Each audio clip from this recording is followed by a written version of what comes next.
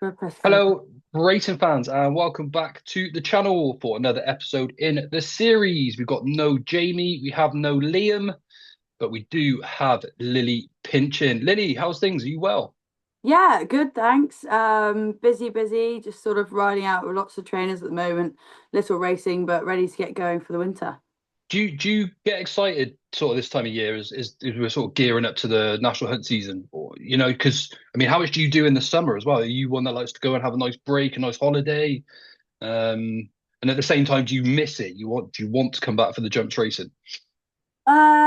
Yeah, I'd say I definitely do enjoy the summer. I like to sort of like go on holiday and adventure off and do different things. Hmm.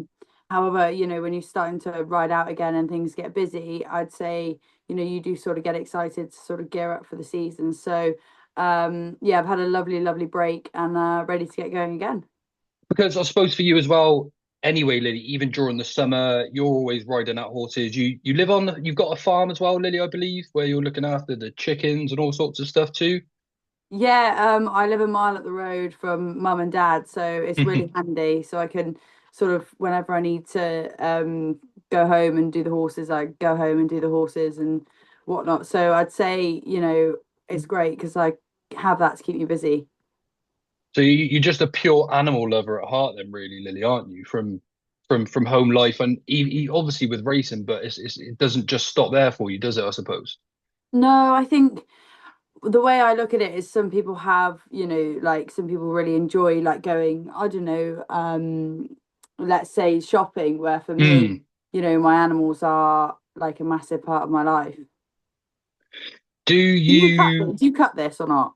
No, not at all. So we're just free flowing. Are you okay with that? You're all right with that? Yeah, Yeah. that's brilliant. Let's go. Just in case. All right, fine, no worries. Lily, I just want to go back actually to the very beginning because a lot of young boys, a lot of young girls will, grow up riding horses. But what was it that inspired you to actually get into racing itself? Is there anything in your family with that sort of background as well? I genuinely don't know.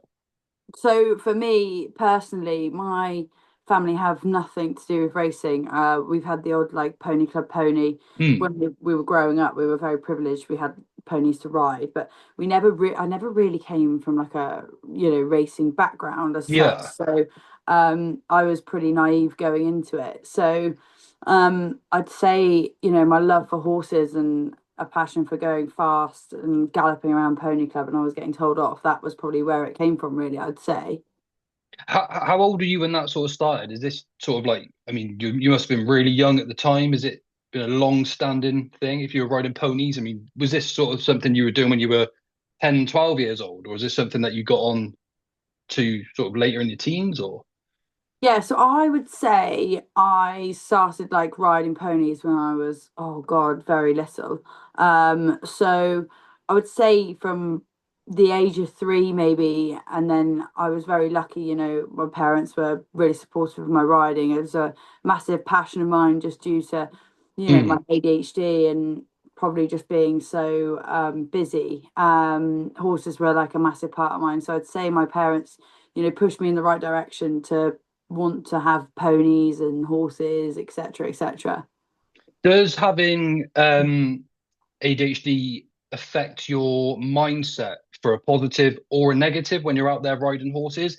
In the sense that, do you ride tactically or are you quite free flow and you go on feel more than anything? I'm just interested because I've spoke to Sean Bowen, for example, last week, and he said, don't do tactics. I free flow, whatever feels right on the track. And I just like to ask that question. Is it same for you or does it depend at the same time? I'd say riding for me and being able to ride horses and races and like when you have a passion, Hmm. for me I love it. Like it's when I get on a horse, like I just feel like everything else doesn't matter. So um I'd say that would definitely be my positive about having ADHD and having horses. But also for me, riding in races, I wouldn't really be getting on horse thinking I must follow the favourite or must be Sure. behind here or must be at this point on the track or whatever. I sort of ride as it comes, and Hmm. I think that's always the way I've ridden. So keep the horse in their comfort zone first and foremost, as opposed to then get the best out of them on the track.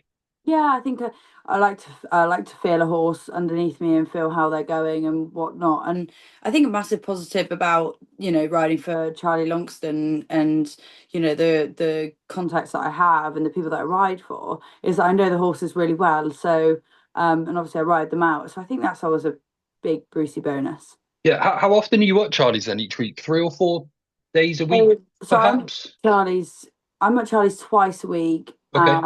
But I wouldn't just ride one or two lots, like I'd ride five lots. So I know the horses very well, and every Wednesday we school them a lot. So, I sort of know every horse I'm gonna ride if I'm gonna ride it. Let's say I haven't ridden it in a race before, Charlie will always let me school it. But nine times out of ten, I've schooled them all. We do all the babies together and with all the girls, and some of the girls are like, they're fairly good at riding, so they can school them as well. So I've always sort of got the upper hand with them, and I get on Yeah. really well with everyone at Charlie. So um, the girls are quite good. There's a girl called Georgia, and she knows the horses inside out. So I always ask her questions, and she'd fill me full of confidence about the horse. So are you one that will you look at form and things like that before you go out to race, or are you just solely focused on your own horse and getting the best out of them? Yeah, I'd look at form. I'd look at where the pace is, and what other horses have done, and see if other horses are well Hmm. handicapped, etc. But I wouldn't be a massive. I wouldn't like sit down and write it in a book and be like, Yeah, oh, sure. this, because I don't really believe in that. I think if you know your horse and you know the horses around you, roughly you get a good idea, and especially when a race unfolds, I think you know anything can happen. So it's I think if you wrote it down in a book and was like, oh, I think nine times out of ten it probably wouldn't go the exact way as what you wrote it out to be. How have you found things as well since because you've written out your claim now, obviously 100 winners. First of all, you must be so proud of yourself for reaching that milestone. And I suppose that sets you up for an interesting season this year, riding, I suppose, without the claim and with Charlie's support. Have you found riding different since riding out your claim? If I've made that make sense, okay? Yeah, I would say I'm very privileged. I have really good support around me. Hmm. Charlie's been a massive supporter of mine.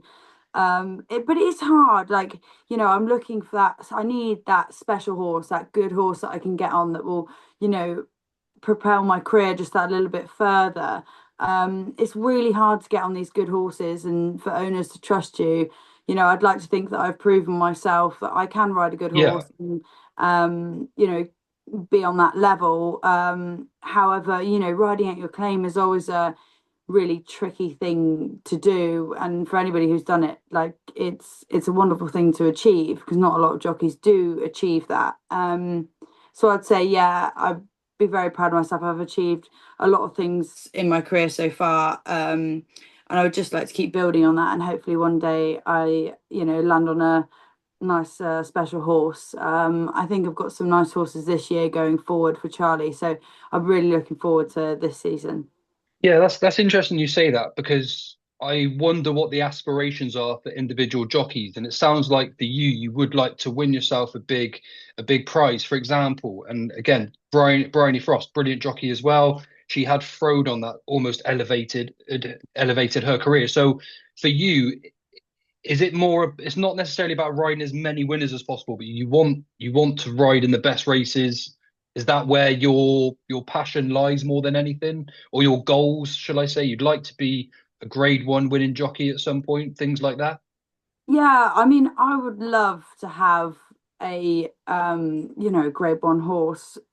Look, I haven't come from a family that are in racing. I haven't, been able to have those sort of Hmm. opportunities, given to me, if that makes any sense. I don't mean that in a way of me saying, Of oh, course. poor me, but Sure. I haven't, it's a big thing for a trainer to trust you on a very good horse. So, yeah, I think my ambitions for the future would definitely be to be a Grade One winning jockey. But that is a miracle, and if that did happen, it would be amazing.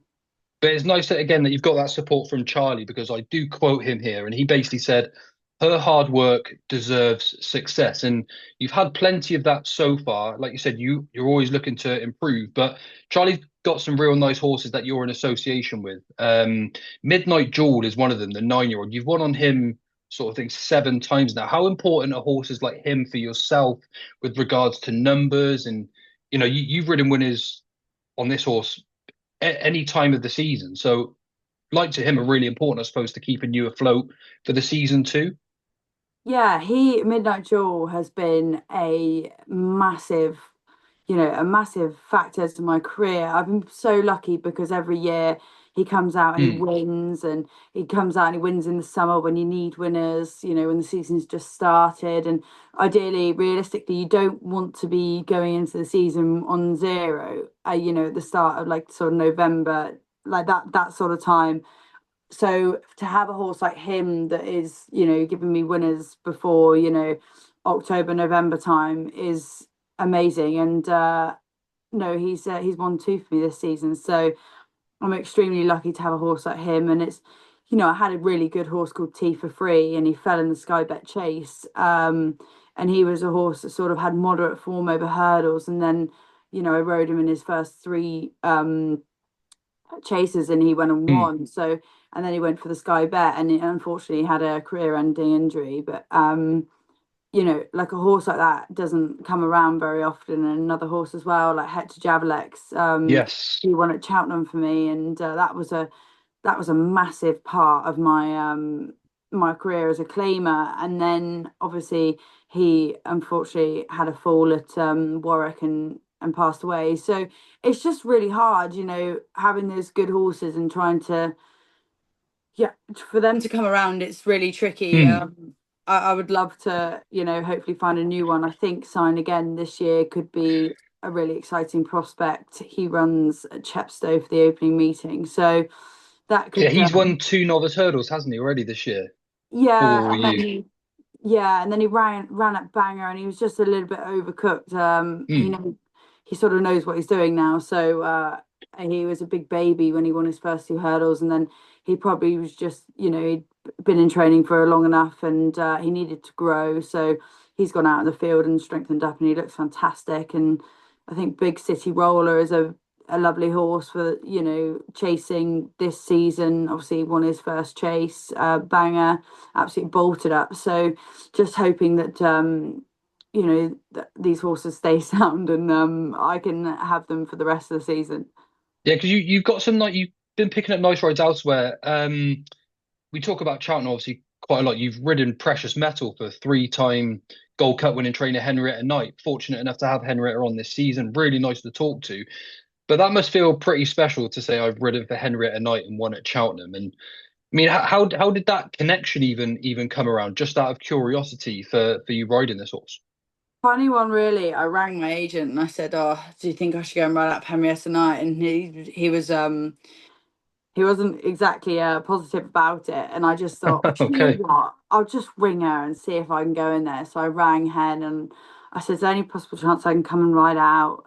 And she was like, "Yeah, lovely. We'll see you tomorrow morning." So Oh, perfect. I went down to Hens, and I think at this point last year I was sort of, you know, I'd lost the contact that I was riding for, and Okay. it was just like I'd sort of gone a little bit quieter than I'd liked. And I rang Hen, and she was like, "Come in." So I did, and I was very lucky. It kind of Bert was elsewhere, so then I was able to I was able to pick up a ride for Hen at Cheltenham. I think he was like 16 to 1, and you know, I just thought, oh, this is a great opportunity and amazing because he went and won, and it was Hen's first winner back at Cheltenham for such Yeah, a long that's right. time. And it's hard. I'm not Hen's number one jockey, so when he ran again at Newbury, I got the jock off, which is as a yeah, not being her retained rider, it's something you have to sort of bear in mind. So a bit annoying and frustrating, but that's unfortunately that's racing. So yeah, just hopefully I can, keep working really hard and riding out for, Hen, and hopefully more opportunities come of that. Winning on him that day though surely has you up the pecking order though for spares going down the line. So I suppose it must be really important, like you said, the fact that you made the call, you went out and rode for Hen, you've also had a winner for her. So if anything does come up, I suppose that's really important, the networking side of things for you as a jockey, trying to pick up loose rides when you've got the time to do so. Yeah, I think it is, and like I have full respect for Hen, having her number one jockey, and obviously if I was, her retained jockey, I would be Hmm. wanting to, I'd be wanting to kick the jockey off the one on it at Cheltenham, that's for sure. I think that's another thing that I'm waiting for in my career is to have a big job and like have a like number one rider to a yard. I'm very lucky at Charlie's. I ride majority of the horses there. So, and to be honest with you, it works quite well. So I wouldn't really want to change it. But at the same time, it's nice to have, you know, nice to be able to stay on the Hmm. horses that you win on. But no, it was an amazing day, and I'll be forever grateful for Hen for putting me on precious metal, and hopefully I'll be able to get on him this season coming forward. Because you've also had a ride for Her Majesty the Queen. Were you the only female jockey to ride for Her Majesty over jumps, I believe, something along those lines? Yeah, So that you're was picking up some interesting connections here. It's yeah. so Like impressive. I said, I mean, I rode for Sheikh Fahad. Rode him a winner at Cartmel, and I had to chase. I rode for the Queen, which was awesome. I remember Charlie saying to me, "Do you want to ride for Your Majesty the Queen?" And I was like, "Really?" And he was like, "Yeah, you can ride it. You can ride it round Southwell at a bumper." So I was like, "Oh, brilliant!" And it's called High Yield. He was. He wasn't. He was very moderate. He wasn't. He wasn't anything too flashy. And yeah, and then I rode him, and then I rode him over hurdles. So I think one of the girls texted me and were like, "Oh, you're the only female to ride for the Queen over jumps." So I did get a it's gonna sound really sad, but I did get a photo made up, and it's on my wall as you go up my stairs. So yeah, no, that was really cool, and I've had some exceptional days and also like having a documentary out there on Amazon Prime. Like it's I've been really lucky, and I've had some really exciting things, and hopefully it Did continues. did you enjoy that? Did you enjoy doing the series? Being obviously you're always on the cameras. That's okay, that's fine. You're always on the cameras, anyway. But did you enjoy filming a genuine sort of series? Because it must have been obviously different and cameras on you at all time and must be just a bit different to, being on the camera with the horses, I suppose. Bang with 2 secs. Noodles. That's all right. Um yeah, it was. Do you know what? It was hilarious. It was so funny. Me and Louis one of my bestest friends. So, um, doing the documentary with him was so funny. There was times where, we wanted to probably kill each other. Let's put it that way. And we, it was there was a point where I was just about to ride my claim out, and Louis was like, Lily, I'm gonna have to come to every single race meeting with you Yeah, sure. because if I don't get it on camera, I'll never forgive Of myself course. because they'll get actually the raw footage and the real Hmm. footage. So there was this week where he was following me around everywhere to every race course, even if it was like, I don't know, like 50 to 1, like 100 to 1. He was He was there. there. Yeah, and he would be at my door at 5 o'clock, and he'd be like, "Right, are you coming? Where are you?" Like I'd be like, "Hang on, I'm just getting out of bed." Anyway, so How long did that take? How long did that take for him following you around to you actually riding that claimer? Sorry, I know you were still talking there. that's all right. No, it took a year. Did Yeah, it? it was Okay, so you got to know him well then in this period of time. well, yeah, we've been best friends for years, but Okay, okay. yeah, it was a whole year, and by God, there were times where I think because it was so hard to get the documentary on any sort of TV platform, ITV didn't want it, Channel Okay, 4 didn't want interesting. it. They didn't want it. So it was, and there were times where me and Louis we were like, and Louis said to me, "Lily, this documentary is never going to be seen." And I was like, "What?" So this whole year that we've been like going around, like trying to like, get a good Yeah. image on mental health and promote this documentary. Oh, it was just, yeah. And there was times where I think me and Louis didn't speak over Christmas for about 2 weeks, and then we were we probably had a few arguments. I was like, I'm trying to get out there, and he was like, no, well, I'm trying. And we were trying to ring the press and put it in the press, and hopefully something would come from the press. And then he FaceTimed me one evening, and I was like, what does he want at 11 o'clock? And he's got one of Noodles' puppies, so Rufus's brother. And I thought he was FaceTiming to me, me the dog or Yeah, something that yeah. was going on. Anyway, and he turned his phone around and he was like, look at this. And it was Amazon Prime. And I was Oh like, my God, yeah. oh my God, like we've done it. And yeah, I think it's Wow. amazing. The response that I've had from it has just been incredible. And as long as it can help as many people out there, I just hope It's it does. it's been a hit, hasn't it? I mean, I don't think there's many people, certainly in the racing world, that haven't taken the time to watch it. But I mean, that's some accomplishment to. I didn't realize. So, did you? And look, you shopped this yourself. You were trying to sell the documentary to get it sold. It wasn't. You weren't approached to do this documentary in that sense, then. No, it was funny. We were I can't remember what me and Lou were doing. We were doing something. We've always been like such good friends. And we were doing something, and he goes, "Lou, I've got an idea." And I said, and Lou Wow. has these amazing ideas. He's like, Mm, "Why don't I film you for a whole season of you riding your claim out?" And I said, "Oh, brilliant." And then he goes to me, "Oh, what? Why don't we do it about ADHD?" And I was like, absolutely not. Like I wanted nobody to know about me okay. having ADHD. The people who know are like the closest people to me, like my family and my friends. Um, and and anyway, I rang him back and I thought, because I thought to myself that there is actually no documentary out there about, ADHD, and I think people are, like don't really quite understand it. So I was like, do you know what? Let's do it.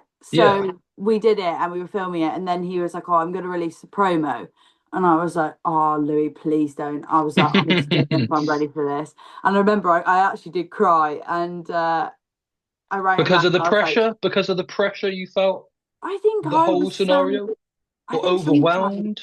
yeah, I think sometimes in racing, there's quite a stigma on, years ago, there was always like, I'd say it was, you probably wouldn't talk about this sort of stuff. So for me, I was a bit worried that I would, lose rides, not get Interesting. like Okay. I Interesting. was frightened. I was frightened that owners wouldn't want to use me because they would think that I was, not able to ride their horses, etc. But do you know what? If anything, I've had such good such great reviews from it. I mean, I was at the races one day and a really good, very high profile trainer came up to me and said, well done, that was amazing. Yeah.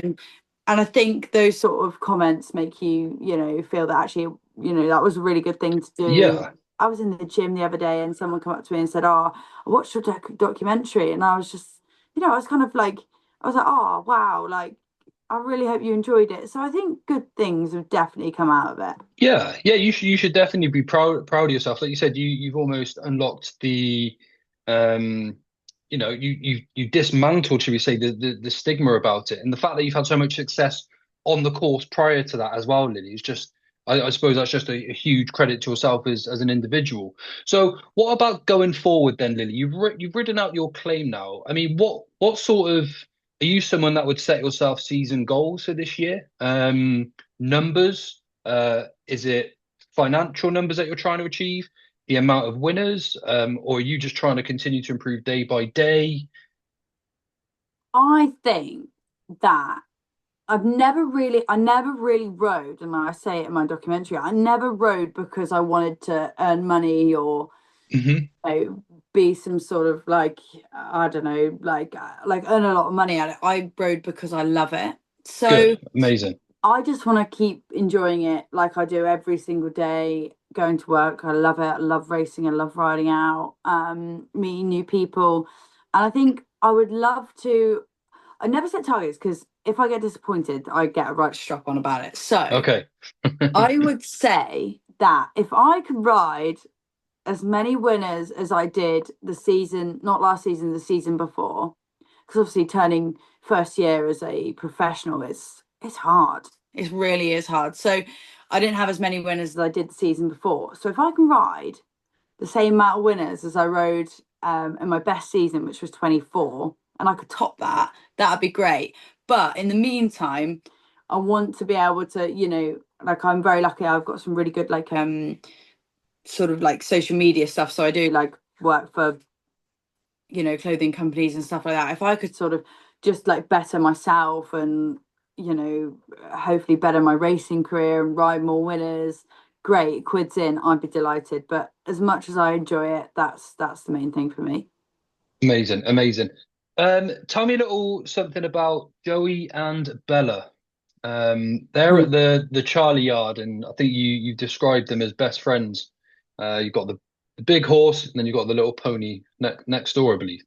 Yeah, so Joey is he lives at my parents' house, and he's the only horse that I actually like fell in love with when I used to work in racing. So when I used to be a stable girl, before I suppose an amateur before I got my conditional license out, he turned up at Graham's as a colt, Graham McPherson's, and I don't know. I honestly like I fell in love with him. I looked after him every single day, led him up at the races, and then he got injured because he wasn't exactly the sort of best put together horse. He was flatbred but quite fat and short legs, so he was never able to take the weight on his legs. So he he so anyway, he had all these injuries, and Graham McPherson rang me up and he said, "Do you want to take Joey?" And I was like, "Absolutely!" I was delighted when he said that because I said to him, "Whatever you do, if Joey ever needs a home," I was like, "I can come and get him whenever."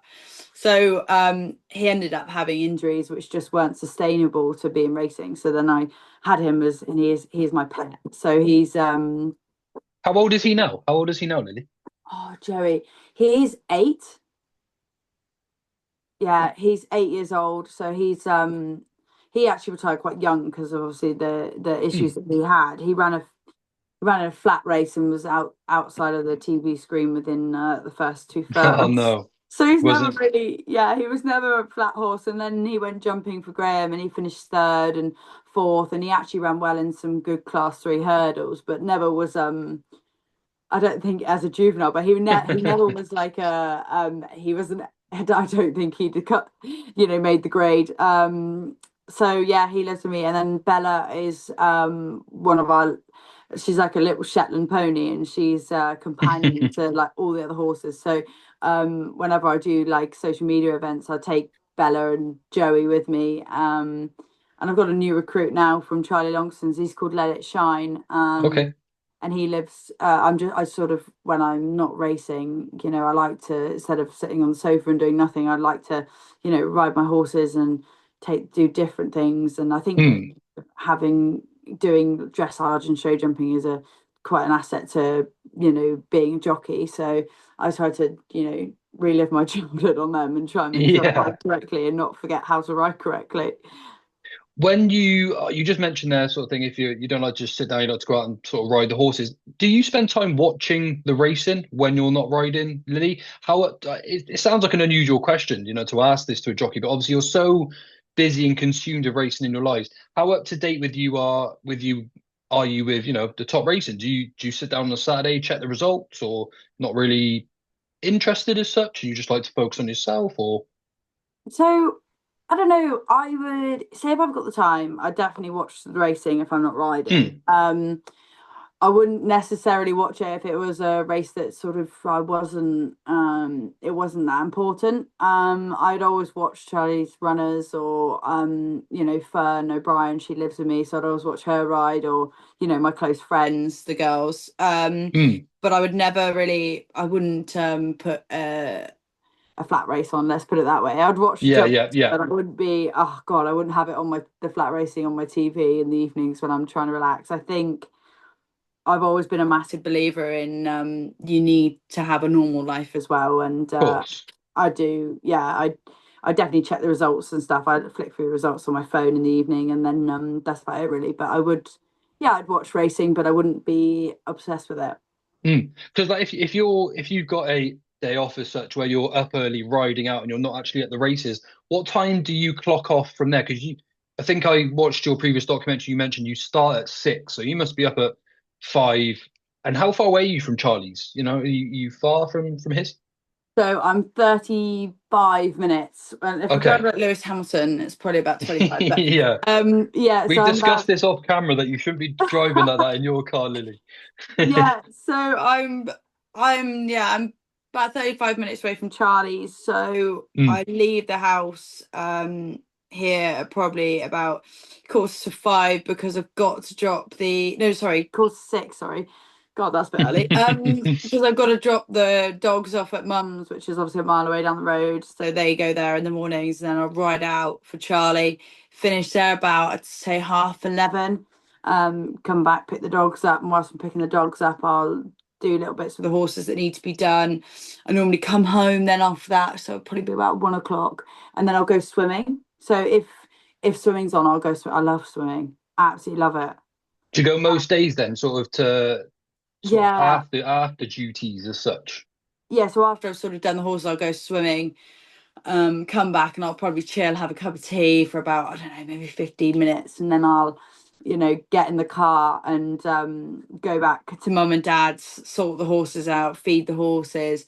And then I come back, have dinner and go to bed. Or say if I'm going out for dinner with the girls or having a normal life and doing like socializing, I'd say I'd probably do the horses earlier or get my sister to do them. So it's pretty flat out. I'm not one to, It's just stacked, isn't it? Your schedule yeah. from I start would to finish.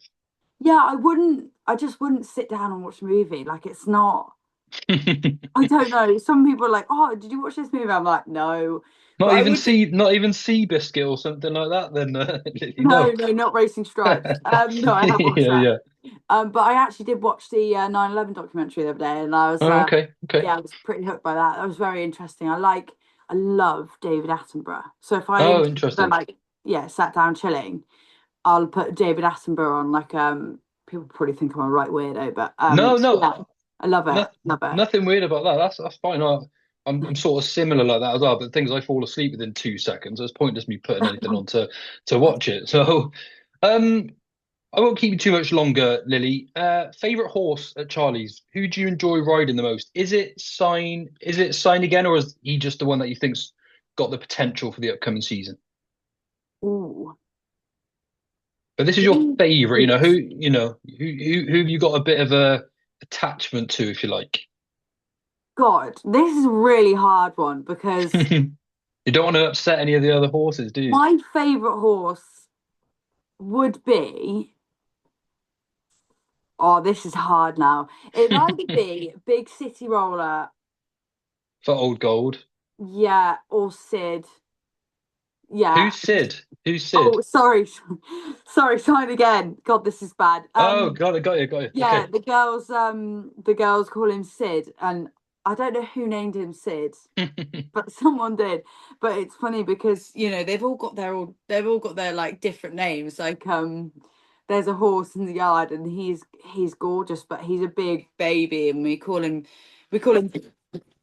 sorry, we call him Dumbo, and Charlie had to go Yeah, up yeah. the other day because he was like, "You can't call him Dumbo," and I was like, "Oh, well, what's his new name?" And I can't, for the life of me, I can't remember his new name. Oh But no. yeah, they have all these unique names. So I would definitely say Sid. Yeah, he's definitely one of my favorites. Yeah, Looking forward to getting on board him at Chepstow then. yeah, definitely.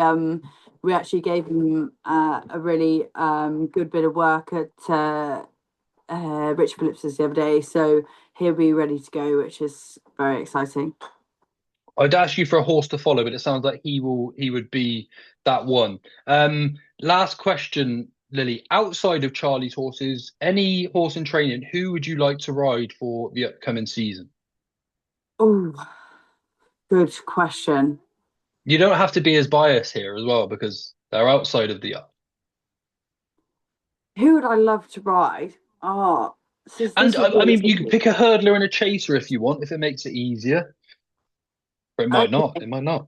If I was to pick a hurdler, I'd love to ride Precious Metal. I'm just going with Would horses. you? Yeah. Yeah, I'd love to ride him. I just think he's got a really nice attitude, and I think he'll be a nice horse this year.